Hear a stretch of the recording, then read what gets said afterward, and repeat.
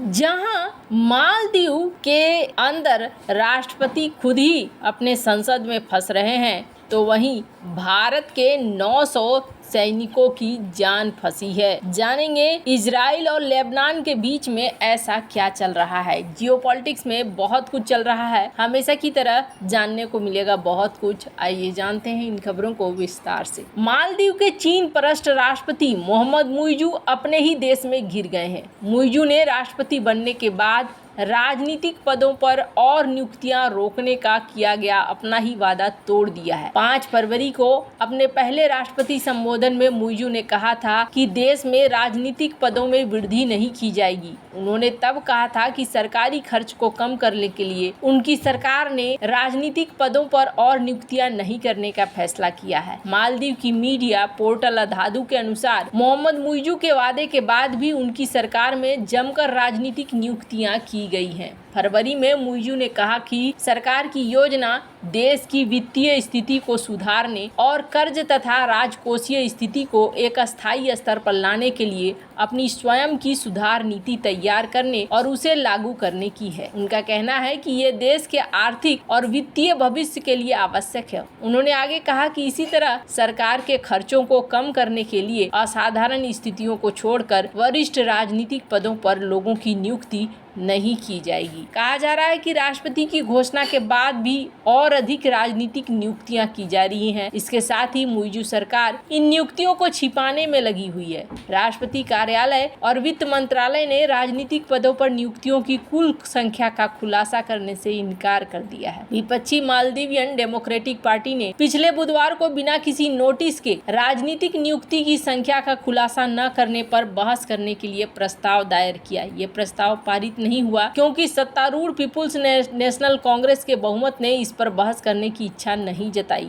मुइजू सरकार ने राजनीतिक नियुक्तियों को 700 से अधिक नहीं रखने के वादे के साथ पदभार संभाला था। अधादू ने विभिन्न स्रोतों से प्राप्त जानकारी के आधार पर बताया कि ये आंकड़ा करीब 2000 के करीब है। मालदीव की जो इकोनॉमिक स्थिति है, ऐसे में इतनी बड़ी संख्या में राजनयिकों को या राजनीतिक नियुक्तियां मालदीव को भारी पड़ सकती है। अभी हाल ही में फिच ने इनकी क्रेडिट रेटिंग को जंक में डाल दिया है, डाउनग्रेड करके, और ये चीजें बता रही हैं कि ये बुरी तरीके से फंसे हुए हैं। फिच ने long term foreign currency issuer default rating को CCC प्लस से B- कर दिया है, यानी कि लोवेस्ट रेटिंग कर दिया है। फिच का कहना है कि टिपिकली इस तरीके से जो किया जाता है, ये दिखला रहा है कि ये रिस्क है इस कंट्री के ऊपर एक्सटर्नल फाइनेंस और कर्जे का। पर इसको लेकर भी ये यही करने जा रहे हैं कि ये चाइना से ही जा रहे हैं मदद मांगने के लिए कि आप हमारी मदद कीजिए, क्योंकि हमारी जो स्थिति है वो यहाँ पर डाउन हो चुकी है। अब ये सब चीजें इसीलिए इस वक्त कही जा रही है कि 700 से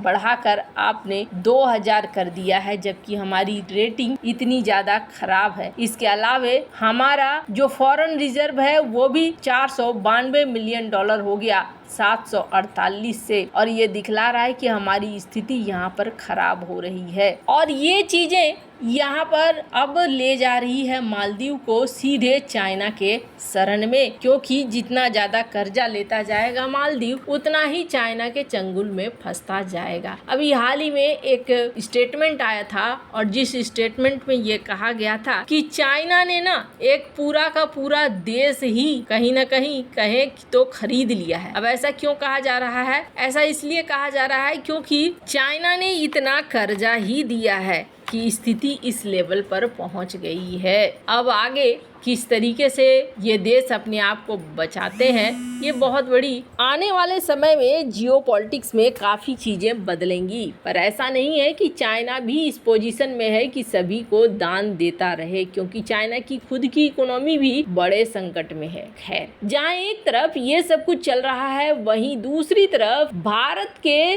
900 सेना को लेकर एक बड़ी ही बुरी खबर निकल कर आ रही है। ईरान समर्थित आतंकवादी समूह की तरफ से किया गया हमला लेबनान इजराइल सीमा पर महीनों से चल रहे तनाव में सबसे बड़े हमलों में से एक। पिछले कुछ हफ्तों से इजराइल और हिजबुल्लाह के बीच में तनाव बढ़ गया है। लेबनानी हिजबुल्लाह ग्रुप का इस मामले में कहना है कि उसने हमले के जवाब में इजराइल में कई सैन्य ठिकानों पर 200 से अधिक रॉकेट दागे हैं। गाजा में इजरायली हवाई हमले के दौरान कई लोगों की मौत हो गई। लेबनान में हिजबुल्लाह के टॉप कमांडरों की भी मौत हुई। अब हिजबुल्लाह के टॉप कमांडरों की मौत के बाद लेबनानी हिजबुल्लाह ग्रुप का बयान सामने आया। लेबनानी हिजबुल्लाह ग्रुप का इस मामले में कहना है कि उसने हमले के जवाब में इजराइल के कई सैन्य ठिकानों पर 200 से अधिक रॉकेट दागे हैं। हाल ही में ईरान समर्थित आतंकवादी समूह की तरफ से किया गया हमला लेबनान इजराइल सीमा पर महीनों से चल रहे तनाव में सबसे बड़े हमलों में से एक था। पिछले कुछ हफ्तों से इजराइल और हिजबुल्लाह के बीच में तनाव बढ़ गया है। इजरायली सेना ने हमले पर तुरंत कोई टिप्पणी नहीं की है।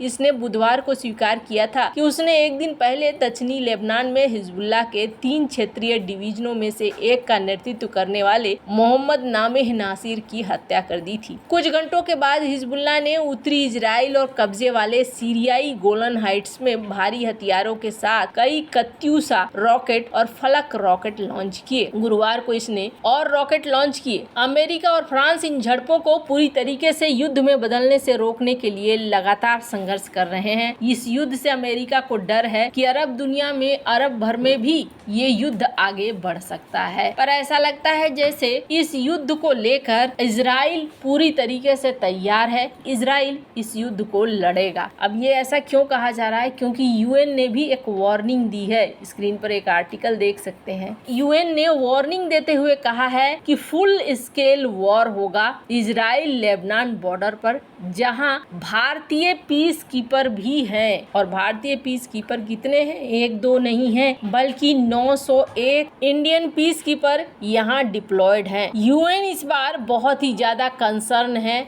इसलिए कंसर्न है क्योंकि ब्लू लाइन के बीच में अब ये युद्ध शुरू हो रहा है। यहाँ मिसाइलों की लगातार बारिश वगैरह हो रही है। और जहाँ तक बात है भारत की सेना की, जो भारत के ये जो सैनिक हैं ये यूएन पीस कीपिंग फोर्स है। आपको बता दूं सिर्फ यूएन की फोर्स ही नहीं है। हिजबुल्लाह ने साल 2000 से लेकर 2020 तक और भी समस्या करी थी। इन्होंने समानांतर में अपनी भी सेना को तैनात करना शुरू कर दिया था, जो सबसे बड़ा टेंशन बना। हालांकि इस युद्ध की शुरुआत इसलिए मानी जा रही है क्योंकि यहाँ पर देखने को मिल रहा है कि लेबनान की तरफ से एक वीडियो जारी किया गया था और इस वीडियो में ये दिखलाया गया था कि देखो हम तुम्हारे महत्वपूर्ण प्रतिष्ठानों को निशाना बना सकते हैं। और ये एक बहुत बड़ी वजह बन रही है। जो युद्ध अब तक एक अधूरा युद्ध था, इस युद्ध को बड़े रूप में बढ़ाया जा सकता है। और ये जो ब्लू लाइन है, इस ब्लू लाइन के बाद ये युद्ध इंटरनल इलाके तक पे भी फैल सकता है। भारत के 900 यूएन के सैनिक अब यहाँ फंसे हुए हैं। देखना होगा आने वाले समय में क्या होता है। वैसे आपको क्या लगता है इन सब मामले में? आपकी क्या राय है? कमेंट कर जरूर बताएं। जल्द मिलते हैं अगले वीडियो में नई खबर के साथ।